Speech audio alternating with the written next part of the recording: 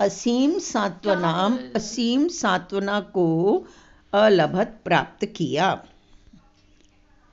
तेन उससे पुनः फिर से सैन्य शक्ति संग्रह कार्यम, सेना की शक्ति को संग्रहित करने का कार्य आरंभ हो गया।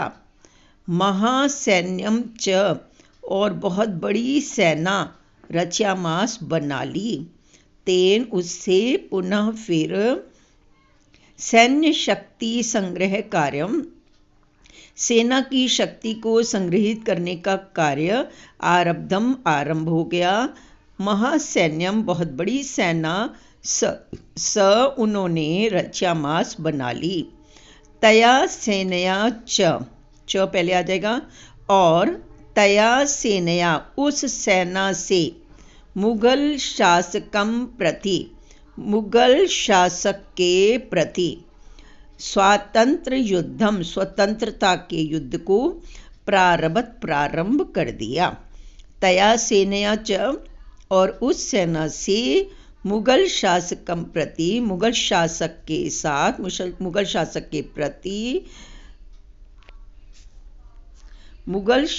के प्रति स्वतंत्रता के युद्ध को प्रारंभ कर दिया।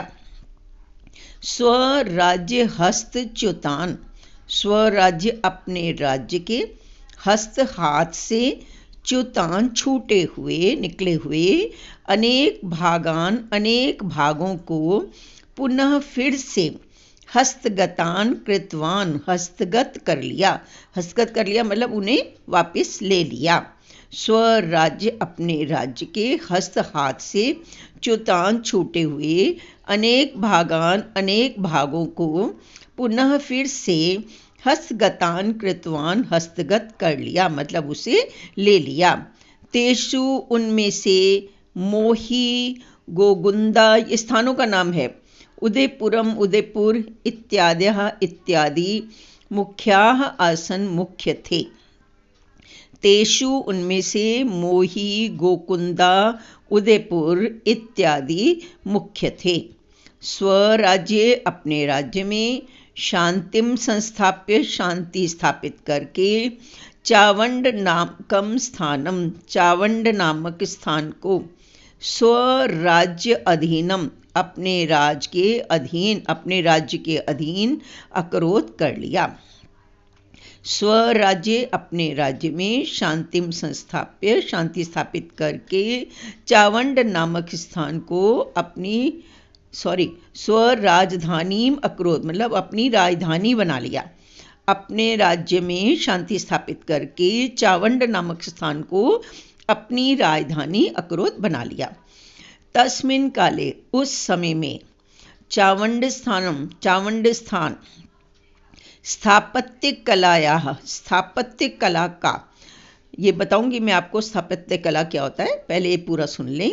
स्थापत्य कला का, ललित कला का, वाणिज्य से, व्यापार का, विद्यायाः च, और विद्या का, प्रमुख केंद्रम आसीत, प्रमुख केंद्र था। तस्मिन् काले, उस समय पर, चावंड नामक स्थान स्थापत्य कला का, ललित कला का, और वाणिज्य का मतलब व्यापार का, और विद्या का प्रमुख केंद्र था। स्थापत्य कला होती है बेटा ये जैसे मूर्तियाँ वगैरह बनाना या मकान बनाना, जिसे वास्तुकला नहीं कह सकते उसे, जिससे मूर्तियाँ वगैरह बनाते हैं या फिर मकान बनाने की जो कला होती है ना, उसको बोलेंगे स्थापत्य कला।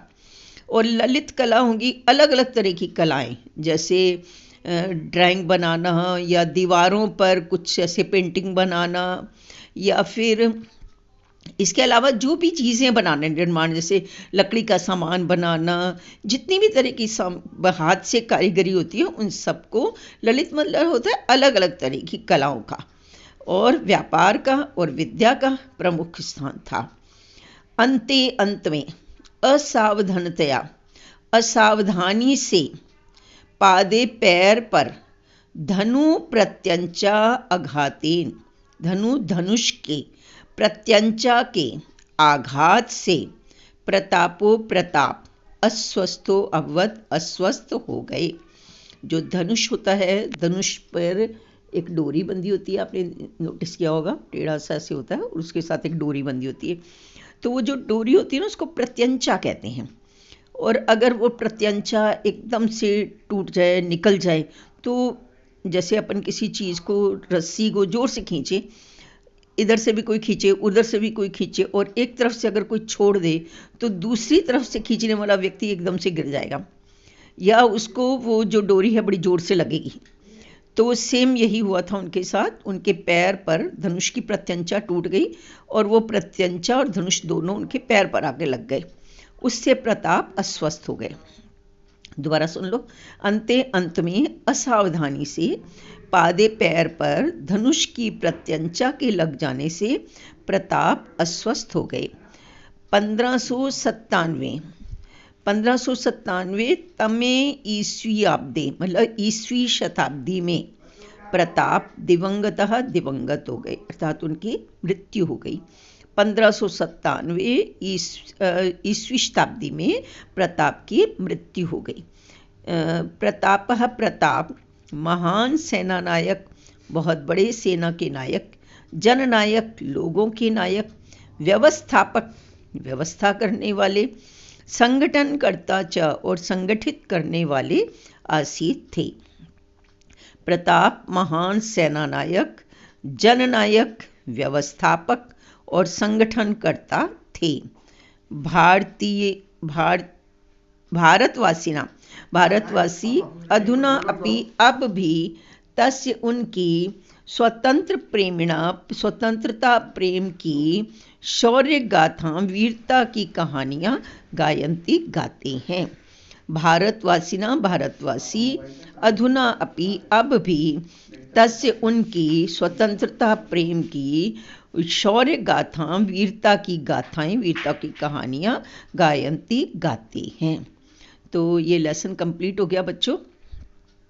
इसके क्वेश्चन आंसर मैंने जैसे पहले भी बताया था आपको, आपके पास ज़्यादातर व्याकरण की जो बुक है उसमें अगर नहीं दिया हो तो मुझे ज़रूर बताएं, फ़ोन करके बताएं। मुझे ऐसा ध्यान है कि पिछली बारी जब मैंने पढ़ाया था तो व्याकरण की बुक में सारे आंसर्स वगैरह दिए होते हैं, तो आप उसमें से इसको आंसर्स को करें। जो भी आपको कठिन लगे वो मुझे फ़ोन कर सकते हैं, इसी व्हाट्सएप पे भी लिख के भेज सकते हैं, मैं उसको इजी करके आपको दोबारा भेज दूंगी। क्योंकि समय भी कम है और हमारे पास इतने साधन भी नहीं है, इसलिए एक एक क्वेश्चन करवाना थोड़ा कठिन हो जाएगा।